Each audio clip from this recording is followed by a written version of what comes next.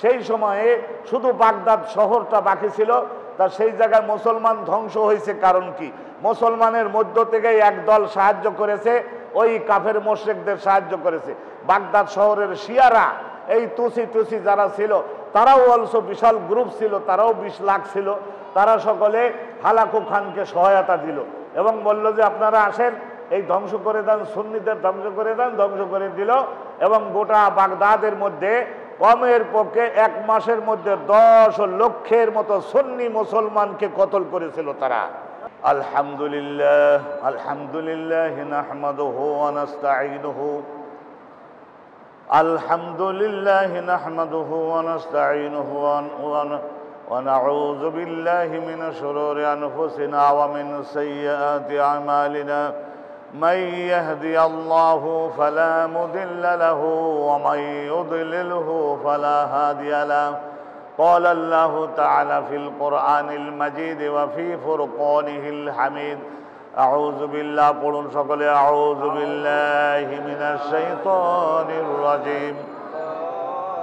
بسم الله الرحمن الرحيم.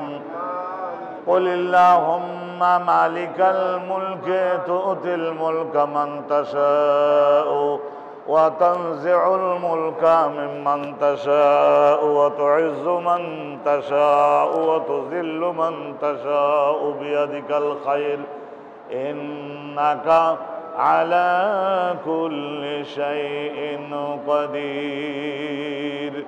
تولج الليل في النهار وتولج النهار في الليل وتخرج الحي من الميت وتخرج الميت من الحي وترزق من تشاء بغير حساب. صدق الله العظيم. قال الله تعالى مخبرا وعامرا إن الله وملائكته يصلون على النبي يا أيها الذين آمنوا صلوا عليه وسلموا تسليما. صلى الله على محمد صلى الله عليه وسلم. صلى الله على محمد صلى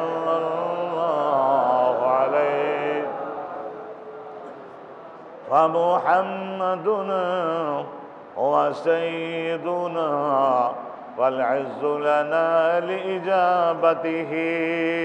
صلى الله على محمد صلى الله عليه وسلم.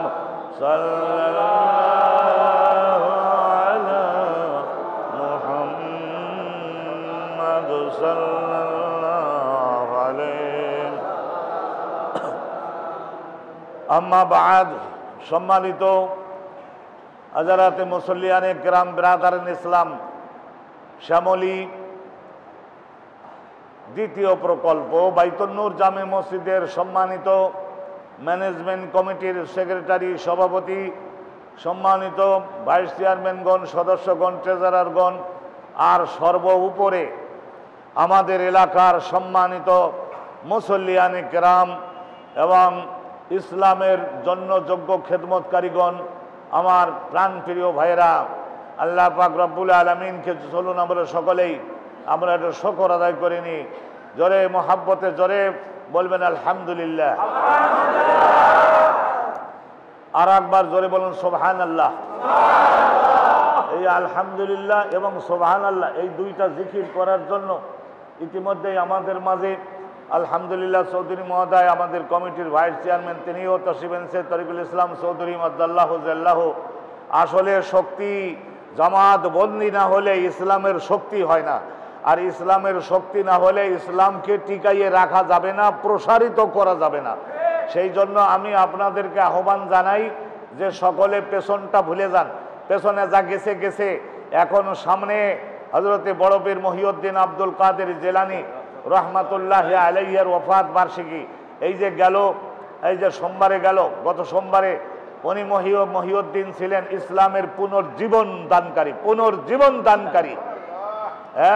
তাতার বলে, তাতার আর মোগল, তাতার এবং মোগলেরা তারা সকলে ওই সময়ে চেঙ্গিস খান, হালাকু খানের বাপ ছিল তলি খান। তো চেঙ্গিস খানের বড় ছেলে হলো তলি খানের ছেলে হলো হালাকু খান। এই হালাকু খান আর তার বাপ তলি খান আর তার বাপ হলো চেঙ্গিস খান। এই তিনজনে মিলে মনে করে নেন প্রায় 50 বছর তারা বিশ্ব শাসন করেছে। ওই সময় আমেরিকা ছিল না, আর ওই সময় ইউরোপেও কোনো শক্তিশালী দেশ ছিল না। এই তাতার আর মোগল এরা আপন মার পেটের একসঙ্গে একদিনেই ভূমিষ্ঠ হয়েছিল দুই ভাই, তাতার আর মোগল। এরা এমন ব্রেনি হলো রাশিয়ান, এদেরকে বলা হয় তাতারি। এই তাতারিরা সকলে মিলে এই উজবেকিস্তান বলেন, কাজাকস্তান বলেন, তুর্কমেনিস্তান বলেন, তুরস্ক বলেন, ইরান বলেন, ইরাক বলেন, আর এই সমস্ত দেশগুলি তারা সব কবজা করে নিয়েছিল। এমনকি চীন, বর্তমানের এই যে চীনের পিকিং শহর, এই শহর পর্যন্ত তারা দখল করে নিয়েছিল। কারণ কি, এমন বড় সামরিক শক্তির অধিকারী তারা হয়েছিল। হতে হতে হতে হতে শেষ পর্যন্ত তারা হালাকু খান যখন ক্ষমতায় আসলো, সেই সময় আপনারা শুনেছেন, সেই সময়ে শুধু বাগদাদ শহরটা বাকি ছিল।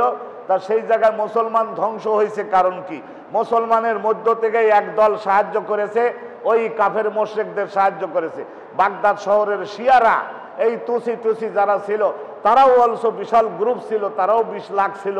তারা সকলে হালাকু খানকে সহায়তা দিল এবং বলল যে আপনারা আসেন, এই ধ্বংস করে দেন, সুন্নিদের ধ্বংস করে দেন। ধ্বংস করে দিল এবং গোটা বাগদাদের মধ্যে কমের পক্ষে 1 মাসের মধ্যে 10 লক্ষের মতো সুন্নি মুসলমানকে কতল করেছিল তারা। এটা নাউজুবিল্লাহ বলতে পারলেন না? দেখছেন 10 লাখ মুসলমান সুন্নি কতল হয়েছে, তা নাউজুবিল্লাহ বললো কিরকম আওয়াজে বললো? হ্যাঁ, এগুলি আপনাদের শিখাতে হবে। খতিব হুজুরের কণ্ঠে তো আল্লাহ জোর দিয়েছেন। নাউজুবিল্লাহ জোরে বলে দেন। ওই ধরনের কর্মকাণ্ড। তারপরে প্রায় 40 বছর বড় পীর আব্দুল কাদের জিলানী, সব ফাঁকা মাঠ হয়ে গেল, সুন্নি আর নাই, শিয়ারা আছে। আর ওই যে তাতারি মানে ওই মোগল আর তাতার, এরা রাশিয়ান, এরা সকলে মুসলমানদের 10টা দেশ প্রায় ধ্বংস করে দিল। আল্লাহ রাব্বুল আলামিন ইসলামের হেফাজতকারী, কোরআনের হেফাজতকারী, হুজুররা সবসময় বলেন ইসলামের হেফাজতকারী, কোরআনের হেফাজতকারী এই আসল, এই কে? জোরে বলবেন কে? জোরে বলবেন কে? অতএব আল্লাহ রাব্বুল আলামিন একদিক দিয়ে ধ্বংস হয়েছে, আর এক দিক দিয়ে নদী ভেঙে গেছে, আর এক সাইড দিয়ে আল্লাহ 100 কিলোমিটার বেগে চর জাগাইয়ে দেন, চর জাগাইয়ে দিলেন। তো ওই সময়ে রাসূলুল্লাহর চাচা আব্বাসের বংশধররা, তারা 700 বছর পর্যন্ত বিশ্ব শাসন করেছে। চিন্তা করে দেখেন, 2 কোটি বর্গ মাইল তাদেরকে ধ্বংস করে দিল। তার মানে সেনাবাহিনী মজবুত ছিল না। আর মন্ত্রী পরিষদের মধ্যে যারা ছিল, তারা বেশিরভাগ ঘুষ খায় আর ওই জেনা ব্যভিচারী করে। এই সমস্ত যারা করে, আর রাত 12টা পর্যন্ত যারা এই সমস্ত দেখে, এই যুবতী মেয়ে লোকের নাচ দেখে, আপনারা জোরে বলবেন তাদেরকে ফজরের নামাজ হবে? তারা কি ফজরের নামাজ ঠিক মতো পড়তে পারবে? আর যারা এই ধরনের হারাম খায়, জেনা করে আর নামাজ বর্জন করে, তাদের বিজয়ী বানাবার জন্য আল্লাহর কোনো প্রয়োজন আছে? জোরে বলেন, প্রয়োজন আছে? আল্লাহ রাব্বুল আলামিন তাদের সাহায্য করলেন না। শেষে এই আব্বাসী খলিফা মুস্তাআসিম বিল্লাহ, অনেকে ভুল করে বলে মুতাসিম বিল্লাহ, না, মুস্তাআসিম বিল্লাহ, তাকে অ্যারেস্ট করে দেশের স্বয়ং প্রধানমন্ত্রী, প্রেসিডেন্টকে বিদেশের শক্তি এসে অ্যারেস্ট করে, বন্দি করে, যত মন্ত্রী ছিল দলাদলি করে, কোন্দল করে, তাদের সবাইকে অ্যারেস্ট করে 10,000 লোককে বন্দি করে নিয়ে গেল। কারণ তারা বিজয়ী হয়েছে। তাদের কি হলো, তাদের এই ধরনের 3 লাখ মিলিটারি ছিল। আর এখানে মুসলমান বন্দি করলো, কত বন্দি করলো? 10,000। হত্যা যা করেছে 10 লাখ, সেটা তো করছেই, জীবন্ত নিয়ে গেল 10,000 এই খলিফার পরিবারের সদস্য। এবং এই 100 মাইল যেতে যেতে এক জায়গায় যায় 200-300 করে হত্যা করে দেহের থেকে কল্লা কেটে থুয়ে যায়। শেষ পর্যন্ত খলিফা মুতাসিম বিল্লাহকে গাধার চামড়ার মধ্যে ঢুকাইয়ে, তার মধ্যে পেট্রোল ঢেলে জ্বালাইয়ে আগুন দিয়ে তারপরে তারা হত্যা করলো, আব্বাসী শাসন শেষ হয়ে গেল। তাহলে কি হলো, গুনার কাজে যদি জড়িত হয় মুসলমান, তাহলে তাদেরকে সাহায্য আল্লাহ করতে বাধ্য। জোরে বলেন বাধ্য। আল্লাহ সাহায্য করবে কখন? যখন নেক আমলের উঠবে, 5 ওয়াক্ত নামাজ আদায় করবে, জিনা করবে না, ঘুষ খাবে না, সুদ নেবে না, এই সমস্ত, আর ইসলামের প্রতি, রসুলের প্রতি মহব্বত রাখবে, বিশ্বস্ততা অবলম্বন করবে, এইগুলি যদি করে। এবং সবচাইতে বড় কথা হলো মুসলমানকে শিক্ষিত হতে হবে। কি হতে হবে? জোরে বলবেন, জোরে বলতে পারলেন না, জিনিসটা রেকর্ড হচ্ছে, জোরে বলতে পারলেন না। কি হতে হবে? লেখাপড়ায় মজবুত হতে হবে, গণিতে হেভি পাকা হতে হবে, বিদেশি ইংরেজি ভাষা সহ চাইনিজ, ফ্রান্সের ভাষা, আরবি ভাষায় অনেক দক্ষ হাজার লোক দেশে থাকতে হবে। অন্যথায় বিদেশের ভালো জিনিসগুলি নেওয়া যাবে না, আমাদের দেশগুলি সম্পর্কে তাদের জানানো যাবে না। শিক্ষিত হতে হবে। আর আল্লাহ কোরআনে নির্দেশ দিয়েছেন, প্রতিরক্ষা ব্যবস্থাকে মজবুত করো। প্রতিরক্ষা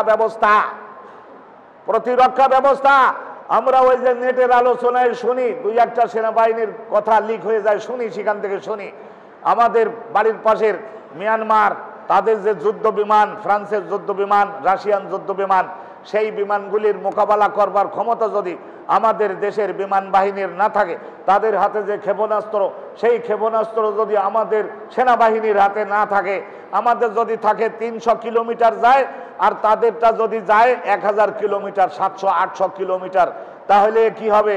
ওই মিয়ানমারের বর্ডারতে ছেড়ে দিলে আমাদের ঢাকার বড় বড় ব্রিজ, বড় বড় সমস্ত বিদ্যুৎ উৎপাদন কেন্দ্র, এগুলি সব ধ্বংস তারা করে দিতে পারে। আল্লাহ না করুন। আমাদের সরকারের পলিসি, গৃহীত পলিসি, ঠিক আছে, ঠিক আছে, ঠিক আছে, 3 বার বললাম। আল্লাহ রাব্বুল আলামিন আমাদের বাংলাদেশকে হেফাজত করে দিন। জোরে বলে দেন আমিন।